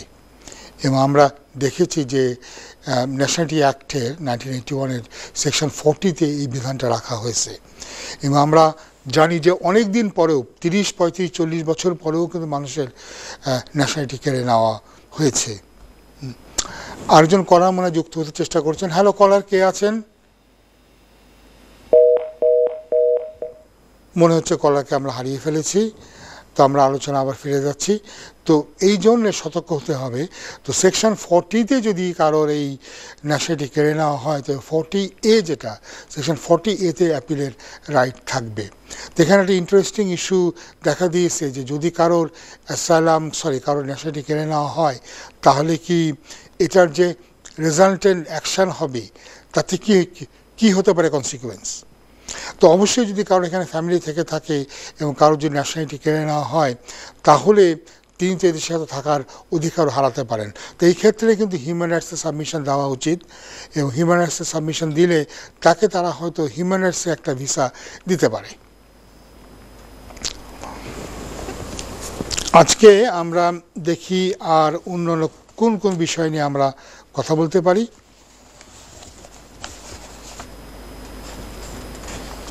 একটা হচ্ছে যে প্রায় সময় আমাদের কাছে অনেকে জানতে চায় যে আমি আসলাম এদেশে অ্যাজ এ স্টুডেন্ট, আমি এদেশে কিভাবে থাকতে চাই। এখন এটা তো খুব কঠিন ব্যাপার, আপনি কিভাবে থাকবেন, আপনার সিচুয়েশন, আপনার পরিস্থিতি যদি পরিবর্তন ঘটে, তো আপনি যদি এদেশে আসার পর স্টুডেন্ট হিসেবে আসলেন, কিন্তু আপনি বিয়ে শাদী করে ফেললেন, আপনার সন্তান হয়ে গেল, তত নিশ্চয়ই আপনি ফ্যামিলি রুটে অ্যাপ্লাই করতে পারবেন। তো এই ধরনের ফ্যামিলি রুটে না গিয়ে প্রাইভেট লাইফের রুটে গেলে যেটা হতে পারে, যদি আপনি লিগালি এদেশে 10 বছর থাকেন, তাহলে কিন্তু আপনি অ্যাপ্লাই করতে পারছেন। যদি আপনি এর মধ্যে যদি আপনি ইললিগালও হয়ে যান, কিন্তু 20 বছর আপনি থাকতে পারেন, সেক্ষেত্রে কিন্তু আপনি থাকার অনুমতি পেতে পারেন 20 বছরের গ্রাউন্ডে। আবার এর মধ্যে যদি আপনার কোনো সন্তান হয়ে থাকে, সেই সন্তান যদি ব্রিটিশ হয়ে থাকে, ব্রিটিশ সন্তানের পিতা হিসেবে আপনি থাকার অনুমতি পেতে পারেন। এখানে একটা কথা কিন্তু আপনাকে বলে রাখা দরকার, যে KO বলে সুপ্রিম কোর্টের একটা ডিসিশন হয়েছে, এবং সেই ডিসিশন হওয়ার পরে যারা 7 বছর বাচ্চা নিয়ে এদেশে আছেন, তারা কিন্তু আর অটোমেটিক্যালি বলতে পারে না বাচ্চা আমার 7 বছর আছে, আমাকে থাকতে দাও। এবং অনেক ক্ষেত্রেই এই KO কেসটা কিন্তু হোম অফিসকে ফেভার করছে। আশ্চর্যের ব্যাপার, KO হয়ে যাওয়ার পরেও হোম অফিস কিন্তু এখনও 7 বছরের বাচ্চার গ্রাউন্ডে ফ্যামিলিকে থাকতে অনুমতি দিচ্ছে। আমাদের কিন্তু আশঙ্কা যে কোনো সময় এই কনসেশন বা এই ফ্যাসিলিটিসটা কিন্তু বন্ধ হয়ে যেতে পারে। তখন কিন্তু তারা ফলো করবে, ফলো করে আর কাউকে তারা হয়তো ভিসা দেবে না। তো এখন আমরা যেটা বলতে চাচ্ছি সেটা হচ্ছে এই, যে আমরা ইতিমধ্যেই দেখতে পাচ্ছি আদালতে বেশ কিছু পরিবর্তন হয়েছে। এবং সম্প্রতিকার একটা কেস নিয়ে আমরা যখন ডিল করেছি, সেখানে দেখতে পাচ্ছি যে ব্রিটিশ বাচ্চার মাকেও বলা হয়েছে বাচ্চা নিয়ে তুমি চলে যাও, চলে গিয়ে তুমি দেশ থেকে অ্যাপ্লাই করে আসো। এবং এই যে টেম্পোরারি সেপারেশন, আগে আমরা দেখতাম যে ব্রিটিশ বাচ্চা থাকলে বা 7 বছরের এদেশে আছে এখন বাচ্চা থাকলে এই টেম্পোরারি সেপারেশনের কথা কিন্তু কোর্ট বলতো না। এখন দেখছি তারা এটা কিন্তু বলছে। ফলে অদূর ভবিষ্যতে যে সিঙ্গেল প্যারেন্ট না হলে যদি এখানে আরেকটা প্যারেন্ট থাকে, যে প্যারেন্টের সাথে বাচ্চা থাকতে পারবে, সেক্ষেত্রে হয়তো বা 7 বছরের গ্রাউন্ডে বা ব্রিটিশ বাচ্চার গ্রাউন্ডে ভিসা লোকে নাও পেতে পারে। এই দিকটা একটু হুঁশিয়ার হয়ে দেখা দরকার। আর যে কাজগুলি একটা স্টুডেন্ট করতে পারে, সেটা তো সবাই জানে, যে তারা গ্র্যাজুয়েট রুট, যেটা আগের পোস্ট স্টাডি ওয়ার্ক PSW বলা হতো, সেই রুটে কিন্তু যাওয়ার একটা সুযোগ আছে। এটা অনেকেই করতে পারেন, করার পরে তারা 2 বছরের ভিসা পাবেন। এইটা থাকার পরে এর ভিতরেও কিন্তু তারা সম্ভব হলে, দুঃখিত, তারা কিন্তু ওয়ার্ক পারমিটে চলে যেতে পারেন। ইনফ্যাক্ট বহুত স্টুডেন্ট কিন্তু এখন ওয়ার্ক পারমিটে চলে যাচ্ছে। আমাদের যে আশঙ্কা ছিল যে অনেকেই হয়তো কোনো জেনুইন ওয়ার্কে যাচ্ছেন না, তারা হয়তো বসে দিয়ে ওয়ার্ক পারমিটটা কিনছেন। আমাদের যেটা ভয় ছিল যে এই জবগুলি হয়তো জেনুইন হবে না, কিছুদিন পরে হয়তো বা এই জব টার্মিনেট হয়ে যাবে, কিংবা কোম্পানি বন্ধ হয়ে যাবে। কোম্পানি বন্ধ হয়ে গেলে, জব টার্মিনেট হয়ে গেলে কিন্তু অ্যাপ্লিকেন্ট মহা সমস্যায় পড়ে যাবেন। এটা কিন্তু মনে রাখতে হবে। আর অন্যান্য বিষয়গুলির মধ্যে যেটা আমরা বলতে পারি তারা করতে পারেন, সেগুলি হচ্ছে এই startup worker route. Startup কিন্তু খুব একটা সহজ ব্যাপার নয়। এখানে আপনাকে দেখাতে হবে যে আপনার একটা ইনোভেটিভ একটা বিজনেস প্ল্যান, এমন একটা বিজনেস প্ল্যান নিয়ে এমন কিছু আপনি করতে চাচ্ছেন যেটা ঠিক এদেশে আগে হয়নি। এখন আমাদের তো সবচেয়ে কমন ট্রেড হচ্ছে রেস্টুরেন্ট, কিন্তু রেস্টুরেন্ট যদি কেউ খুলতে চায়, এটা তো একটা ইনোভেটিভ হবে না আনলেস এই রেস্টুরেন্টটা খুব একটা ভেরি স্পেশাল টাইপের একটা রেস্টুরেন্ট। শুধু 10 মিনিট একটু অপেক্ষা করুন, আমাদের সাথে বোধহয় একজন কথা বলতে চাচ্ছেন, দেখি ওনার কি জানা আছে। হ্যালো কলার। ওয়ালাইকুম সালাম। জি বলেন, আমরা শুনছি আপনার কথা, বলেন। আমি একটা জিনিস জানতাম, আমার আম্মা আব্বা এই দেশে আসছেন, 3rd টাইম আসছেন হলিডে ভিসা। এখন এটা তাদেরকে রাখা যায় কিভাবে এখানে, মানে পার্মানেন্টলি এটা কোনো সুযোগ সুবিধা আছে কিনা, আমি এটা জানতে চাইতাম। প্রথম কথা হচ্ছে ভাইয়া, যে ইমিগ্রেশনের রুলের ভিতরে এল্ডারলি রিলেটিভদেরকে এদেশে রাখার কোনো বন্দোবস্ত নাই। আগে ছিল, আগে ইমিগ্রেশন রুলের 317-এ একটা প্রভিশন ছিল, এখন এই প্রভিশনটা আর নাই, এটা এখন আছে শুধুমাত্র আউটসাইড দ্য কান্ট্রি থেকে যদি কেউ অ্যাপ্লাই করে। এদেশে যদি আপনি বাবা মার জন্য অ্যাপ্লাই করতে চান, সেক্ষেত্রে আপনাকে দেখাতে হবে যে কম্পেশনেট, কম্পেলিং, এক্সেপশনাল কোনো সার্কামস্টান্স আছে যেটার কারণে আপনার বাবা মার পক্ষে দেশে ফিরে যাওয়া সম্ভব নয়। তো এক্ষেত্রে কিন্তু খুব কেয়ারফুলি অ্যাপ্লিকেশনটা করতে হবে, কারণ অ্যাপ্লিকেশন করার সময় ওরা নিশ্চয়ই দেখিয়েছেন যে দেশে তাদের অনেক কিছু আছে, সেই কারণে তারা ফিরে যাবে। এখন যদি তারা আবার বলেন আমার আসলে দেশে কিছুই নাই, তখন তারা বলতে পারে যে তুই মিথ্যা কথা বলেছিস। দেখতে বলছিলাম যে ফলস রিপ্রেজেন্টেশনের জন্য তখন তার অ্যাপ্লিকেশনটা বাতিল হয়ে যেতে পারে। এখন যদি এটা দেখানো সম্ভব হয় যে আপনার বাবা মার কোনো এক্সেপশনাল কারণ আছে, শারীরিক বা মানসিক বন্য কারণ আছে, যে কারণে তিনি দেশে গেলে তিনি ঠিকমতো সেবা যত্ন পাবেন না, এবং আপনাদের পক্ষেও এদেশে থেকে পয়সা পাঠিয়ে বা কাজের লোক রেখে তাদেরকে দেখাশোনা করা সম্ভব নয়, তাহলে তারা হয়তো এক্সেপশনাল গ্রাউন্ডে ভিসাটা দিতে পারে।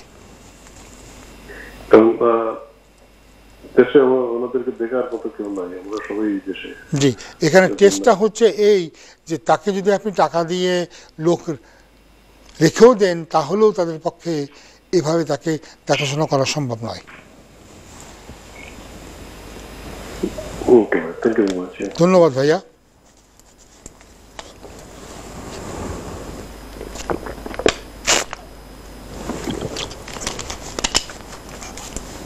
হ্যালো কলার, কে আছেন? হ্যালো কলার, সরি আমরা কলারকে হারিয়ে ফেলেছি।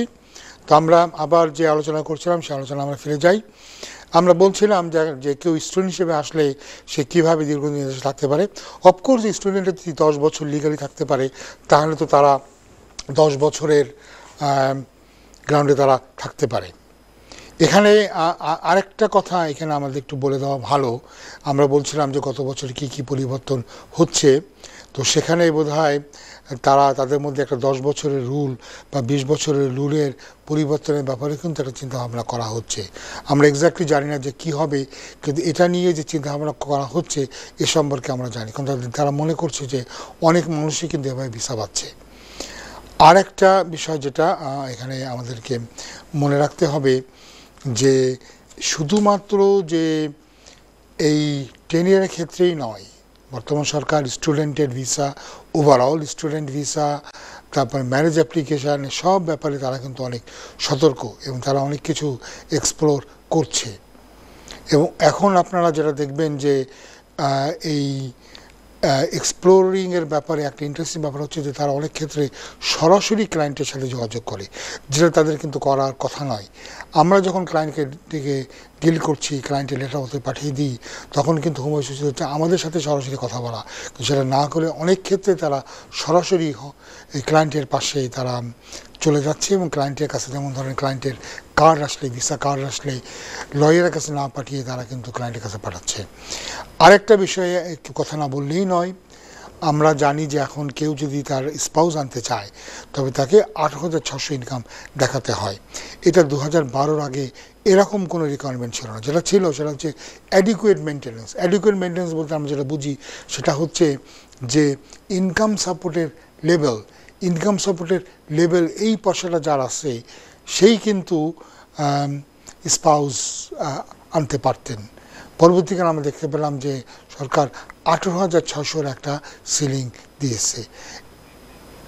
হ্যাঁ, তো এখন আমরা যেটা শুনতে পাচ্ছি যে খুব শীঘ্রই নাকি 18,600-এরও সিলিং চেঞ্জ হবে এবং আরও বেশি হয়তো মেনটেন্যান্সের রিকোয়ারমেন্ট থাকবে।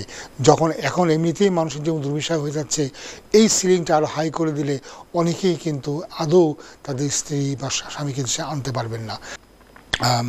আশা করি আপনারা সবাই কুশলী আছেন। এতক্ষণ আমাদের সাথে থাকার জন্য আন্তরিক ধন্যবাদ। তো আমরা শেষ সেগমেন্টে আমরা কথা বলছি। আমরা এর আগে কথা বলছিলাম যে ব্রিটেনে যে কি কি পরিবর্তন গত বছর সূচিত হয়েছে তার একটা সামারি দিতে চেষ্টা করেছি। তো সেখানে আমরা অত বিক্ষিপ্তভাবে অনেক সব কথাগুলো বলতে হয়েছে, কারণ কথার মধ্যে আবার কল চলে আসে, আমরা কলকে প্রায়োরিটি দিই, তখন আলোচনা ভঙ্গ করে আমাদেরকে আবার কলে যেতে হচ্ছে। তো আরেকটা ব্যাপার যেটা বলা হয়নি, গত বছর একটা পরিবর্তন যেটা এসেছে সেটা হচ্ছে এই কেউ যদি এদেশে কোনোভাবে 1 বছরের কোনো দণ্ড পেয়ে থাকে তাহলে সে পরবর্তীকালে ভিসা পেলেও তাকে কখনোই এদেশে সেটেলমেন্ট দেওয়া হবে না। আর সেটেলমেন্ট না দেওয়ার মানে হচ্ছে এই যে তিনি আর কোনোদিনই কিন্তু এদেশের নাগরিকত্ব পাবেন না। তো এটাও একটা বেশ বড় ধরনের পরিবর্তন। আর আর যে জিনিসগুলি আমরা দেখেছি গত বছর সেটা হচ্ছে যে সরকার বিভিন্ন ক্ষেত্রে, বিশেষ করে স্টুডেন্টের ক্ষেত্রে তারা বেশ নমনীয় হয়েছেন এবং প্রচুর স্টুডেন্টকে দেশে আসার সুযোগ করে দেওয়া হয়েছে। কেয়ারার ভিসার বলে একটা ভিসার কথা, একটা কেয়ারার ভিসা আগেও ছিল, কিন্তু কেয়ারার ভিসাকে তারা শর্টেজ ক্যাটাগরিতে নিয়ে যায়। শর্টেজ ক্যাটাগরিতে নেওয়ার মানে হচ্ছে যে তারা বলছে যে এ দেশে এই পেশায় লোকের কমতি আছে। তো সেই কারণে আমরা দেখতে পাচ্ছি যে অনেক লোকই এই কেয়ারার ভিসা নিয়ে দেশে আসছে, যদি বাংলাদেশ ওই লিস্টে নাই, কিন্তু ইন্ডিভিজুয়ালি অ্যাপ্লাই করে আসার সুযোগটা আছে এবং বহুত বাংলাদেশি এখানে আসছেন। কিন্তু কেয়ারারের ব্যাপারে আমরা যেটা এর আগেও কয়েকবার অনুষ্ঠানে বলেছি, অনেকে তো পছন্দ করেননি, এটা হচ্ছে আমরা দেখতে পাচ্ছি যে এইটার ভিতরে অনেক জালিয়াতি হচ্ছে, অনেকেকে পয়সা দিয়ে এই ধরনের পারমিটগুলো বিক্রি করা হচ্ছে। পয়সা দিয়ে আপনি যে জবটা কিনবেন সেই জবটা কিন্তু কখনো জেনুইন হবে না। একজন কলার বোধহয় আমার সাথে যুক্ত হওয়ার চেষ্টা করছেন, দেখি কে আছেন। হ্যালো কলার। আসসালামু আলাইকুম। ওয়ালাইকুম আসসালাম, ভাই বলেন। কেমন আছেন ভাই? ভালো আছেন? আছি আলহামদুলিল্লাহ, আপনি কেমন? হ্যাঁ আমি ভালো আছি ভাই। আমরা লিট্টু রিমেইলে আছি। আমার বাচ্চার বয়স নেক্সট উইক 10 ইয়ার্স হবে। জি। এখন আমি ব্রিটিশ রেজিস্ট্রেশনের জন্য অ্যাপ্লিকেশন করতে চাইছিলাম। একটা প্রশ্ন চাওয়া, আমি কি সিটিজেন অ্যাডভাইস অথবা লিগ্যাল এইড সলিসিটারের মাধ্যমে করতে পারবো? করলে কি ভালো হবে? আপনি সিটিজেন অ্যাডভাইসের মাধ্যমে আপনি করতে পারেন। আর লিগ্যাল এইডের মাধ্যমে যদি আপনি করতে চান তো লিগ্যাল এইডে তাকে দেখাতে হবে যে সেই লয়ারকে যে যদি আপনাকে লিগ্যাল এইড না দেওয়া হয় তাহলে আপনার বাচ্চার হিউম্যান রাইটস ব্রিচ করবে, এটা আপনার দেখাতে হবে। যে এইটা যদি লিগ্যাল এইড না দেওয়া হয় তাহলে এই অ্যাপ্লিকেশানে, জটিল অ্যাপ্লিকেশান আপনারা করতে পারবেন না। করতে না পারলে আপনার বাচ্চার হিউম্যান রাইটসটা ব্রিচ হবে।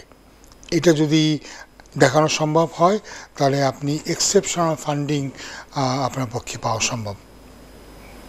ওকে, আপনার অ্যাডভাইস হচ্ছে সিটিজেন অ্যাডভাইস হইলে ভালো হয় না? সিটিজেন অ্যাডভাইস আপনাকে ফ্রি তারা আপনাকে করে দেবে এবং লিগ্যাল এইড সলিসিটার হয়তো এক্সেপশনাল ফান্ডিংয়ে অ্যাপ্লাই করবে। আরেকটা কথা মনে রাখবেন ভাইয়া, আপনার বাচ্চা কিন্তু ফি ওয়েভার, এটাতে প্রায় 1300 পাউন্ডের ফি আছে। এই ফিটা কিন্তু উনি মকুব করার জন্য আপনি অ্যাপ্লাই করতে পারবেন। ওকে, ফি ওয়েভারের জন্য তো আমি আসলে এলিজিবল। আমি 3 মাস যাবত কাম করতেছি লো ইনকামে। জি। আর তারপরে আমার এই যে ব্যাংকে ওয়ানলি ইউনিভার্সাল ক্রেডিট প্লাস আমার কাজের লেনদেন হচ্ছে, আর কিছু না। জি, আমার মনে হয় আপনি যদি অ্যাপ্লাই করেন ফি ওয়েভার তাহলে হয়তো আপনি ফি পাবেন, ফি ওয়েভারটা পাবেন। আপনার অ্যাপ্লিকেশন করতে হবে ফর্ম টি দিয়ে, ফর্মের নাম টি। অনলাইনে আপনি অ্যাপ্লিকেশন করবেন, আপনার বাচ্চার 10 বছরের জিপি রেকর্ড আর তার 7 বছরের স্কুলের রেকর্ড দিয়ে দেবেন। স্কুলের রেকর্ড কি আগের রেকর্ড নাকি যতদিনে আসছে রেকর্ড, যখন থেকে সে ক্লাসে যাওয়া শুরু করেছে এবং জিপি যখন থেকে সে জিপিতে, কারণ আপনার স্ত্রী যখন প্রেগনেন্ট ছিলেন তখন অবশ্যই আপনারা জিপির কাছে গিয়েছেন, সেই তখন থেকে শুরু করে এখন পর্যন্ত জিপির রেকর্ডটা। তো ওইটা কি জিপিতে গেলে ফুল রেকর্ড দিবে? জিপিতে গেলে তারা একটা ফি চার্জ করতে পারে। সে ফি দিলে 40 বা 50 পাউন্ড দিলে তারা আপনাকে পুরো জিপি, যে কতবার আপনার বাচ্চা ওই জিপিকে দেখতে গিয়েছে বা জিপি কতবার বাচ্চার জন্য কোনো কিছু প্রেসক্রাইব করেছে, লম্বা একটা লিস্ট থাকবে।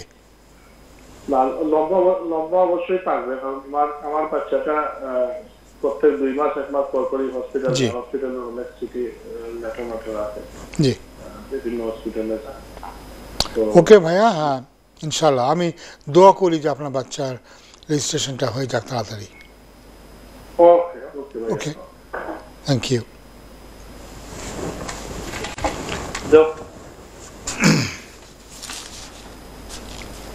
তো জি, আমরা আবার আলোচনাতে ফিরে যাচ্ছি। আমরা আজকে বেশ অনেকগুলো বিষয় নিয়ে আমরা কথা বললাম।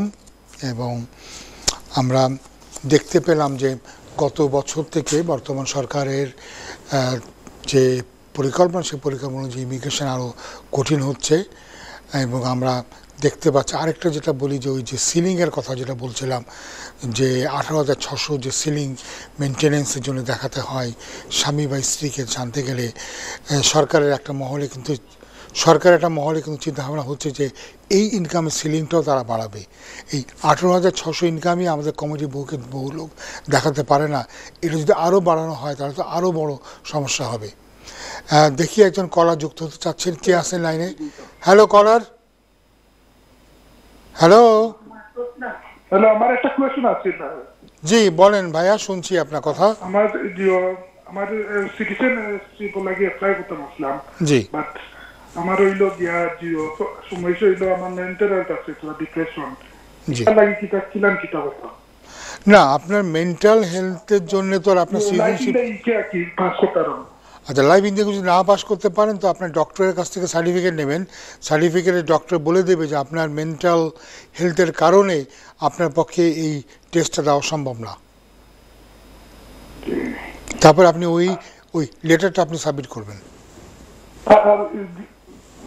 এটা গ্যারান্টি হইবেন ভাই, বিকজ আনাইলে তো তারা কইছে রিফান্ড দিত না। না, এটা আপনার গ্যারান্টি তো কেউ বলতে পারবে না। আপনাকে আপনার জন্যে যে সমস্ত কারণ ব্যাখ্যা করে বলে দেবে ডক্টর, এবং আপনার লয়ার সেটাকে যখন এক্সপ্লেন করে দেবে, তাতে যদি তারা স্যাটিসফাই না হয় তাহলে তো আর আপনার কিছু করার নাই, তাই না?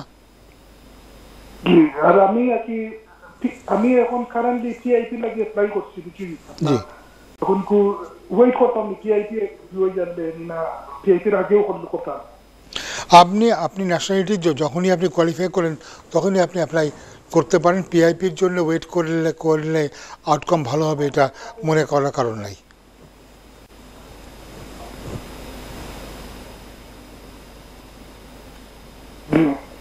জি ভাই, আমার মনে হয় আপনি আমাদের কথাটা বুঝতে পেরেছেন। আমরা আবার আলোচনার দিকে আমরা অগ্রসর হই, যেটা আমরা আলোচনা করছিলাম যে আমরা সরকারের নাকি চিন্তাভাবনা আছে যে সিলিং 18,600 যে সিলিং আছে স্পাউস মেনটেন্যান্স, এটা নাকি তারা পরিবর্তন করবে। আমরা এটা জানি যে 18,600 এইটা সিলিং ইম্পোজ করার পরে 63% অ্যাপ্লিকেশন কিন্তু কমে গেছে। এখন সরকার যদি এটাকে আরও বাড়ায় দেয় তাহলে না জানি আরও কত পার্সেন্ট এখান থেকে কমে যাবে। এবার আমরা আরেকটা বিষয়ে আলোচনা করি। আমরা প্রায়শই এটা নিয়ে আলোচনা করতে শুরু করি কিন্তু আসলে শেষ করে আসতে পারি না। আর সেটা হচ্ছে যে লয়ার এবং ক্লায়েন্টের সম্পর্কের ব্যাপারে। এটা আসলে খুবই ইম্পর্টেন্ট, কারণ আমরা প্রায়ই অভিযোগ শুনি যে লোকে বলে যে আমি অমুকের কাছে গিয়েছিলাম, সে আমার জন্য কিছুই করেনি। তো এখন এই যে লয়ার কিছুই করেনি, এটা আসলে মিনিংটা কি? প্রশ্ন হচ্ছে যে আপনার জন্য কি আদৌ কিছু করার ছিল কি না। আমার ধারণা আমাদের কমিউনিটির সবাই মোটামুটি যারা প্র্যাকটিস করেন, সিরিয়াসলি প্র্যাকটিস করেন, তারা মক্কের জন্য বহুত কিছু করেন। এরপরেও যদি এই ধরনের একটা কথা তার লোকে বলে তো এটা নিশ্চয়ই খুবই দুঃখজনক। কিন্তু কেন এটার সূত্রপাত কেন হয়, এটার পিছনে কোনো কারণ আছে। কারণটা হচ্ছে এই, আমরা যখন আমাদের বাংলাদেশি ব্যাকগ্রাউন্ড থেকে এখানে আসি, যেখানে আমরা অনেকটা নির্ভরশীল উকিলের পরে, উকিলই কিন্তু আপনাকে বলে দেয় অনেক কিছু, আপনাকে করে দেয়। এদেশে কিন্তু এভাবে এই জিনিসটা চলে না। আপনি যদি এখানে আসেন, এখানে বসে বলেন যে আমি এদেশে অ্যাপ্লাই করব, কি অ্যাপ্লাই করবেন বলে আমি ফ্যামিলি প্রাইভেট লাইফে অ্যাপ্লাই করব, তখন কিন্তু আপনার কাছ থেকেই জানতে চাওয়া হয় কি ফ্যামিলি আপনার আছে আর কি প্রাইভেট লাইফ আপনার এখানে হলো, বা আপনি আপনার পুরো ঘটনা বললে সেখান থেকে তখন লয়ার বার করে যে আপনার কেসটা ফ্যামিলি অ্যান্ড প্রাইভেট লাইফের মধ্যে পড়বে কি না। এটা কিন্তু লয়ারের দায়িত্ব নয় যে আপনার স্টোরিটা সে বানিয়ে দেবে। তো যেখানে সমস্যা হয় যে অনেক সময় এই এক্সপেকটেশনটা থাকে, আমি লয়ারের কাছে গিয়েছি, লয়ারের তো আমাকে বলে দেবে। আমাকে যদি প্রশ্ন করে আমি এদেশে আসছি 2004-এ, কিন্তু ক্লেম করলাম গিয়ে 2014-তে, 10 বছর পরে, তখন আমি কী জবাব দেবো? এখন এই জবাবটা কিন্তু আপনার উকিলের পক্ষে দেওয়া সম্ভব নয়। আপনি যদি আশা করে থাকেন যে এটা উকিল একটা জবাব বানিয়ে দেবে, তাহলে কিন্তু আপনি ভুল করলেন। এবং এই ভুল থেকে তখন অনেকে মনে করে যে আমার উকিলটা আসলে ভালো না, আমার উকিল আমার জন্য কোনো কাজ করে দিচ্ছে না। তো উকিলদের কিন্তু আপনার জন্য মিথ্যা কথা বলাটা কিন্তু তাদের কাজ নয়, এটা কিন্তু আপনারা মনে রাখবেন।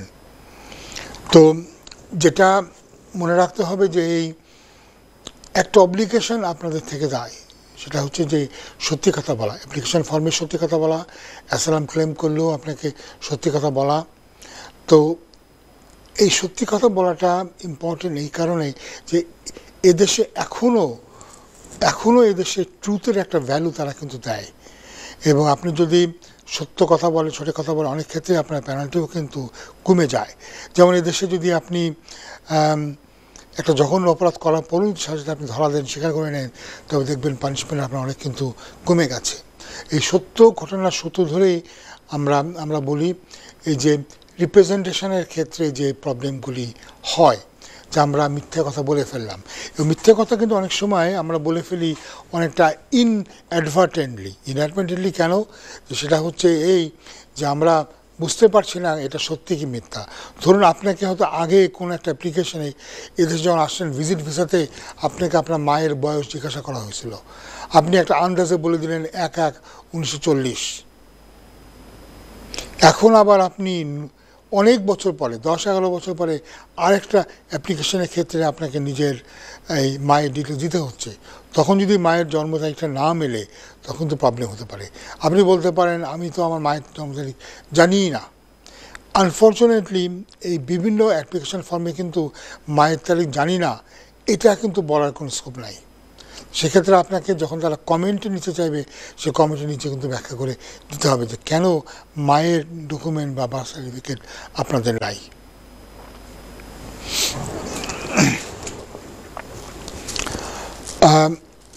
এখন ওই যে কথা বলছিলাম যে ক্লায়েন্টের ধারণা হচ্ছে যে এই কাজগুলি আমার লয়ার করে দেবে, লয়ার আমাকে একটা কাহিনী বানিয়ে দেবে, লয়ার আমার জন্য কাগজপত্র এনে দেবে। তার মানে আমি আসলে যে লয়ারকে বলবো আমি থাকতে চাই, কি করা যায়? তখন লয়ারে বলে তুমি একটা আসলাম কেস করো এবং তুমি এই বলবে। তো এইটা কিন্তু অধিকাংশ লয়ার এটা কিন্তু করবে না। এবং আপনার জন্য যেটা হবে, আপনার ওভারঅল ক্রেডিবিলিটি কিন্তু নষ্ট হবে। এবং শুধু তাই না, আপনি যদি সেখানে আপনি কোনো স্টেটমেন্ট আগে যদি করে থাকেন, সেটা তারা পুনরাবৃত্তি করতে পারে, তখন তারা মনে করতে পারে আগে যখন তুমি একটা মিথ্যা কথা বলেছো, এখনও যে তুমি সত্যি কথা বলছো, মিথ্যে বলছো না, সেটা আমরা কি করে বিশ্বাস করব। বিশ্বাসযোগ্যতা, ক্রেডিবিলিটিটা কিন্তু খুব বড় একটা ইস্যু এই দেশে। আমরা মনে করি যে বাংলাদেশ অনেক ক্ষেত্রে আমরা ছোটোখাটো মিথ্যা বলি, মিথ্যা বলাটা তেমন বড় কোনো অপরাধ বলে আমরা মনে করি না। এখানে কিন্তু মনে করা হয়, এখানে কিন্তু রেকর্ডও তারা রাখে। হোম অফিসের কাছে আপনি কবে কি কথা বলেছেন 20, 30, 40 বছর পরেও তারা ইচ্ছা করলে এটাকে ডিগ আউট করতে পারে। ডিগ আউট করে তারা কিন্তু বলতে পারে তুমি এই সময় এই কথাটা কেন বললে। এবং এখানে আমি আপনাদেরকে একটা এক্সাম্পল দেই। আমাদেরই এক ক্লায়েন্ট, সে ক্লেম করেছিল যে সে কিন্তু প্রথমে এদেশে এসে অ্যাসাইলাম ক্লেম করে, তাকে তারা রিফিউজ করে দেওয়ার পরে তার ভাষ্য অনুযায়ী সে যখন তেহরানে ফিরে যায়, তেহরানে ফিরে গেলে তেহরান এয়ারপোর্ট থেকে তাকে ধরা হয়, ধরে তাকে পুলিশ আটকে রাখে, তাকে অকথ্য অত্যাচার করে, তাকে রেপ করে, পরে তাকে ছেড়ে দেয়। ছেড়ে দিলে সে আবার রিটার্ন ফ্লাইটে এখানে চলে আসে। তো এটা দেখিয়ে সে একটা বড় পারসিকিউশন হয়ে গেছে, পুলিশ তাকে হ্যারাস করেছে, রেপ করেছে, এরকম একটা কেস সে দাঁড় করায়। দেখা গেল হোম অফিস তারা আসলো, এসে বলল যে তুমি এদেশ থেকে কখনো বাইরে যাওনি এবং তুমি যে তারিখের কথা বলছো যে ওই তারিখে তোমার ঘটনাগুলো ঘটেছে, ওই তারিখে কিন্তু তুমি অলরেডি এদেশে ছিলে। তো এই যে আমরা বললাম যে আমরা অনেক সময় মনে করতে পারি যে আমরা একটা মিথ্যা কথা বলে হয়তো পার পেয়ে যাব, কিন্তু আমরা জানি না কিভাবে কি রেকর্ড হোম অফিসের কাছে তারা রাখে। এবং এটা নিয়ে কিন্তু যে বললাম বিরাট প্রবলেম হতে পারে। শুধুমাত্র মিথ্যা কথা বলার জন্যে একটা ভালো কেস, আদারওয়াইজ ভালো কেসও কিন্তু মানুষ হারিয়ে ফেলতে পারে।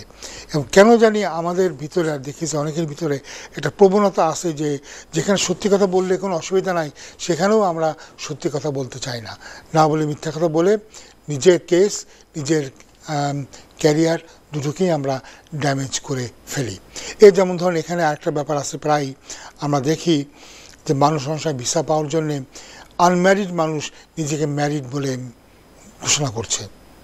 এটা নিয়ে পরবর্তীকালে কত প্রবলেম হয়ে যায় যে সেই ম্যারিড হলে যে ম্যারিডের জন্য আপনাকে ডিভোর্সের সার্টিফিকেট আনা কত কঠিন হয়। তো এই জন্য বললাম যে আমাদেরকে মোটামুটি যেটা করতে হবে যে মিসরিপ্রেজেন্টেশন না করে সঠিকভাবে কেসগুলিকে প্রেজেন্ট করতে হবে। অবশ্যই ভালো লয়ারের সাহায্য নেবেন এবং সেখান থেকে আপনি আপনার দুর্বল যে এরিয়াকে আপনি ওয়ার্কআউট করতে পারেন, করে সবল এরিয়ার পরে আপনি দেবেন। ইন এনি কেস আপনি যদি একটা ফেয়ারনেস চান, আপনি যদি চান যে ব্রিটিশ গভর্নমেন্ট আপনার সাথে ফেয়ার হবে, তাহলে আপনাকেও তো ফেয়ার হতে হবে। ব্রিটিশ গভর্নমেন্ট যদি আপনার একটা অ্যাপ্লিকেশান ঠিকমতো না পড়ে নাকচ করে দেয়, তাহলে আপনার যেমন কষ্ট হবে, তেমনি আবার দেখা যায় যে আমরা দেখতে পেয়েছি যে বহু দূর কেসটা গড়ানোর পরে কোর্ট পর্যন্ত গড়িয়েছে, তারপরে ক্লায়েন্ট এসে বলছে যে না আগে সব কেসগুলো মিথ্যে। কিন্তু এটার জন্য কত পাবলিক ফান্ড আপনার অ্যাবিউজ হচ্ছে, এটা তো আমাদেরকে ভেবে দেখতে হবে।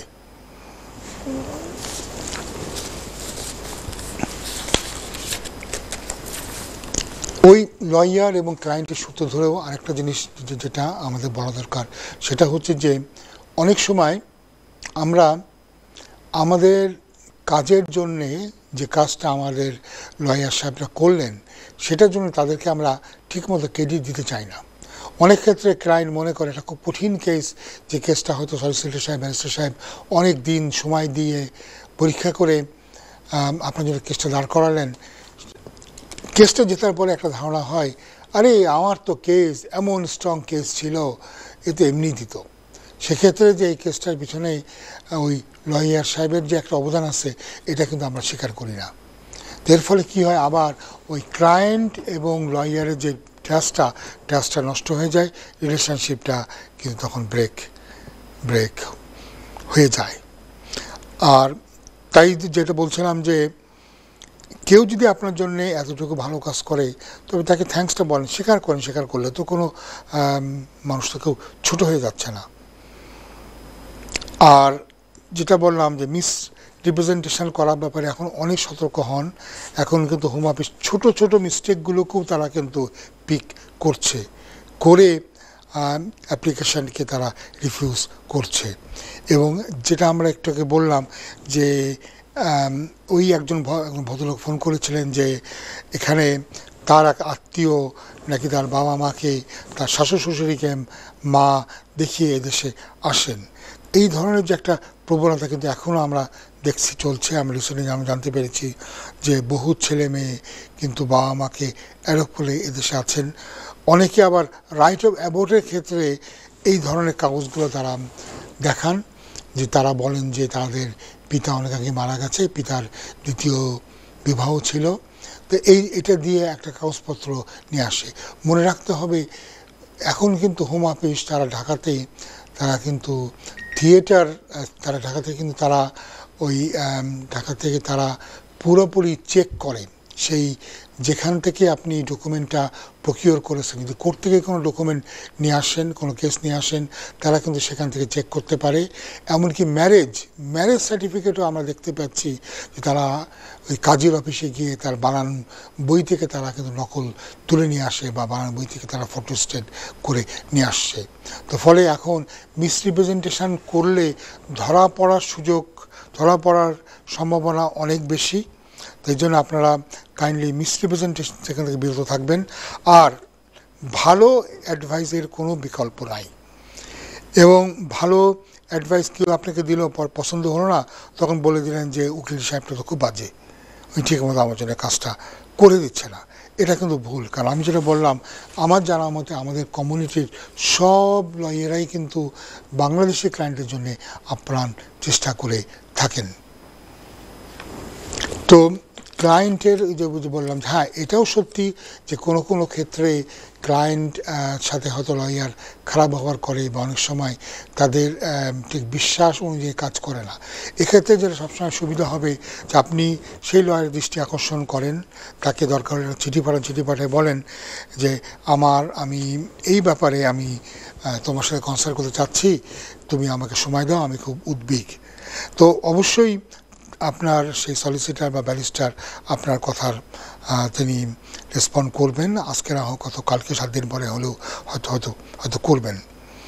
কিন্তু ওই যে এক্সপেকটেশান যে আমার লয়ার আমার জন্য বহুত কিছু করে দেবে, ওই এক্সপেকটেশানটা কিন্তু বাংলাদেশে যতটুকু সম্ভব তার বোধহয় 10 ভাগের 1 ভাগও এই দেশে সম্ভব নয়।